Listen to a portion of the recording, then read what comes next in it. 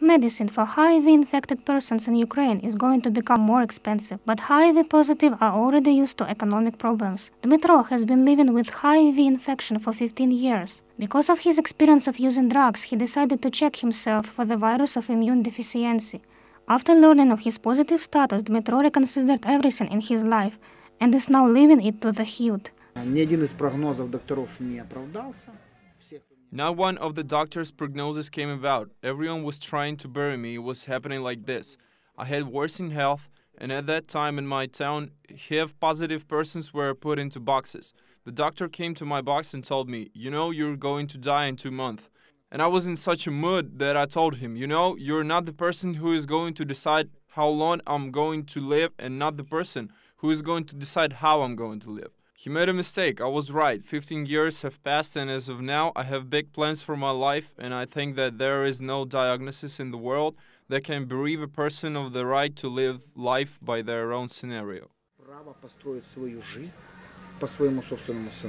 Despite the fact that medicine is bought not only by the government but by a global fund as well, the cost of it depends directly on the US dollar exchange rate and on inflation.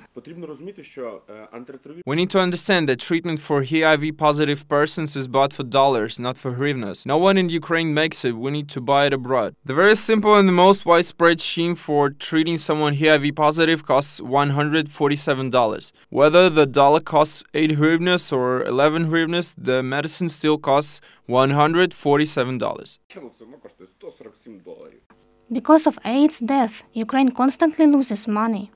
According to the information of the Center for Social Economical Studies, a working Ukrainian brings 25,000 hryvnias a year to the country's budget. 4,000 people in Ukraine of employable and reproductive age die each year because of AIDS. Thus, the absence of essential treatment for HIV-infected persons causes the country a loss of 100 million hryvnias a year. The Ministry of Health of Ukraine is saying that because of the economical and financial crisis, expenditures from the government budget have been significantly reduced. They are presently trying to abandon the previous experience of buying medicine through kickbacks and excessive prices. The main policy of the Ministry of Health of Ukraine is now clearing the ministry of so-called schemes of buying medicine, kickbacks, and other corruption which characterized the ministry for the past 20 years. By this, we intend to save up to 40% of the money that is placed into the government budget. The all-Ukrainian network of people living with HIV have their own recommendations for the ministry for solving the problem. Raise the excise taxes on cigarettes and alcohol. The profits from this huge business and the higher excises on products that don't contribute to something good can be used for doing good, the treatment of people.